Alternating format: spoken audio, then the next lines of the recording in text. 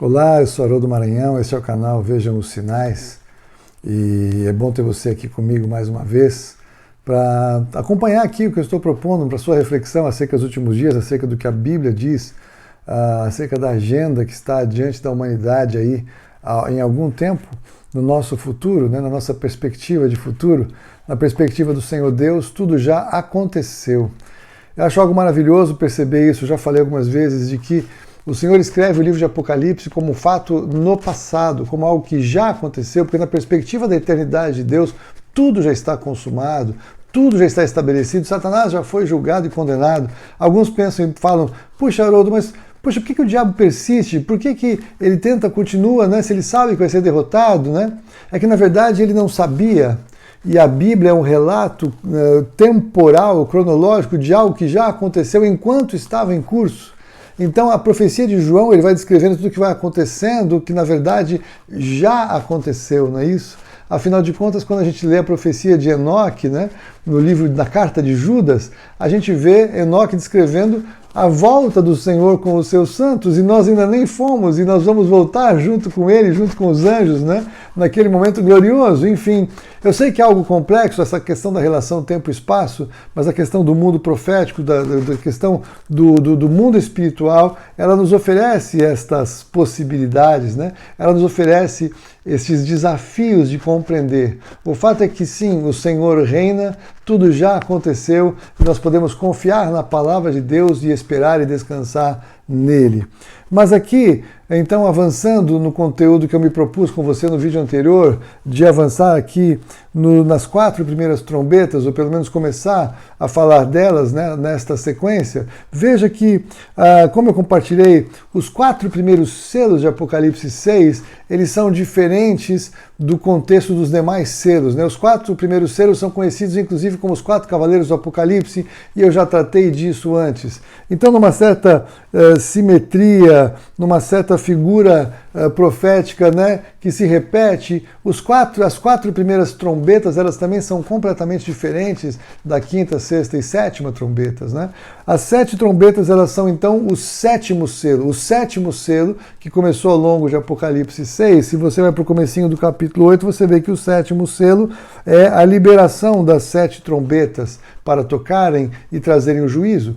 O que é tremendo é que o Senhor deixa claro que neste lugar, neste momento, a gente percebe que existem coisas que acontecem no céu e que vão afetar a vida na terra. O incensário que é tomado aqui, que você pode ver no comecinho do capítulo 8, com as orações dos santos, ele remete justamente a esta revelação em Apocalipse capítulo 5, em que as orações dos santos estão guardadas em taças, e essas taças, então, elas estão permeadas no incenso. O incenso é o que sobe como aroma suave ao Senhor no seu trono, e o que sobe como aroma suave ao trono do Senhor são as nossas orações, as orações dos santos, santificados em Jesus Cristo. Então é tremendo a gente perceber que algo que está no céu, o incensário das orações dos santos, é atirado na terra pelo anjo que se levanta no versículo 4 do capítulo 8, né? E da mão do anjo subiu à presença de Deus a fumaça do incenso com as orações dos santos, e o anjo tomou o incensário, encheu-o do fogo do altar e o atirou na terra. E houve trovões, vozes, relâmpagos e terremoto. Então, os 7 anjos que tinham as 7 trombetas prepararam-se para tocar. Então veja que este texto ele é exatamente uma continuação do que estava acontecendo no 6º selo, que nós tratamos aqui na sequência. Eu te recomendo olhar para trás um pouquinho, quando toda a humanidade viva naquele tempo está ali fugindo para as montanhas, fugindo para as cavernas, tentando se esconder do juízo que começa de uma forma terrível a ser manifesta sobre a terra. E ali nós vemos o sol escurece, a lua não dá a sua luz e estrelas caem. E aqui nós vamos ver nesta sequência que há uma continuidade de tudo aquilo que está acontecendo nesse dia tão terrível. Então veja que os 7 anjos vão tocar essa trombeta, mas o que aconteceu antes? Trovões, vozes, relâmpagos e terremoto. Nós vimos que há um grande terremoto que acontece em Apocalipse capítulo 6, no 6º selo. E quando toca então a primeira trombeta, o anjo toca a primeira trombeta, veja que algo acontece. No versículo 7 do capítulo 8 de Apocalipse nós lemos: o primeiro anjo tocou a trombeta e houve saraiva e fogo de mistura como que com sangue, e foram atirados à terra, e foi queimada a terça parte da terra e das árvores e também de toda a erva verde. Eu creio que esse momento ele é muito terrível, porque nós começamos a perceber então que uma determinada área da terra começa a ser afetada por esse juízo. A terça parte, se a terça parte da terra, das árvores e de toda a erva verde é queimada, a gente não precisa ir muito longe para imaginar que os habitantes que moram nesses lugares vão sofrer dramaticamente a consequência desse juízo. Nós não sabemos exatamente quantos estarão vivos nesse lugar, se saberão o que vai acontecer antes ou não, se conseguirão fugir ou não. O fato é que a terça parte da terra literalmente será queimada, porque o juízo do Senhor começa nesta primeira trombeta. E é interessante ser a terça parte, porque nós temos por claro que quando Lúcifer, foi lançado do céu, ele conseguiu, com a sua cauda, o dragão, a antiga serpente, que é o diabo, Satanás, ele enreda a terça parte do céu, a terça parte dos anjos do céu seguiram Lúcifer naquela empreitada que teve um tremendo fracasso, não foram bem-sucedidos em tentar levar Lúcifer a sentar na cadeira de Deus. Ele não tem cacife para isso, o Senhor reina. Não há uma luta do bem contra o mal, do diabo contra o Senhor. O Senhor não tem ninguém que seja equivalente a Ele, que seja comparável a Ele. Quem é comparável ao Senhor? Quem é semelhante a Deus? Declara, o salmista. Ninguém é comparável. A luta de Satanás é contra a humanidade. Ele batalha pela nossa mente, ele batalha por um espaço nos nossos pensamentos para nos afastar do Senhor. Mas o fato é que você vai ver nas próximas trombetas, não é isso? Que a terça parte da terra é afetada, quase como que de uma forma profética do juízo do Senhor entrando na terra, entrando através daquilo que aconteceu na eternidade anterior. Eu não posso dizer é assim, mas eu creio assim, como você sabe, já você que está comigo aí há mais tempo. Tem coisas que eu digo que está na palavra, outras coisas eu digo a minha maneira de entender o que está escrito. Então a terça parte foi queimada na primeira trombeta. E quando chegamos agora para a segunda trombeta, nós vemos então que há um juízo continuado, não é? Porque o segundo anjo, no versículo 8 do capítulo 8, tocou a trombeta e como que uma grande montanha ardendo em chamas foi atirada ao mar, cuja terça parte se tornou em sangue e morreu a terça parte da criação que tinha vida existente no mar e foi destruída a terça parte das embarcações. Então aqui nós vemos algo sem precedentes pela sua magnitude, não é? Eu creio que aqui há duas maneiras de a gente entender esta cena de juízo, porque os ingredientes são muito próximos. Nós podemos entender ou imaginar aqui, porque a revelação é progressiva, talvez mais à frente nós vamos entender com clareza, mas quando ele diz que uma grande montanha ardendo em chamas foi atirada ao mar, uma das maneiras de entender é efetivamente cai um corpo celeste, um meteoro, qualquer coisa assim, que parece ou do tamanho de uma grande montanha, e ele atinge o mar e gera então o quê? Uma mortandade da terça parte da criação do mar, da vida marinha, da fauna marinha, e é destruída a terça parte das embarcações.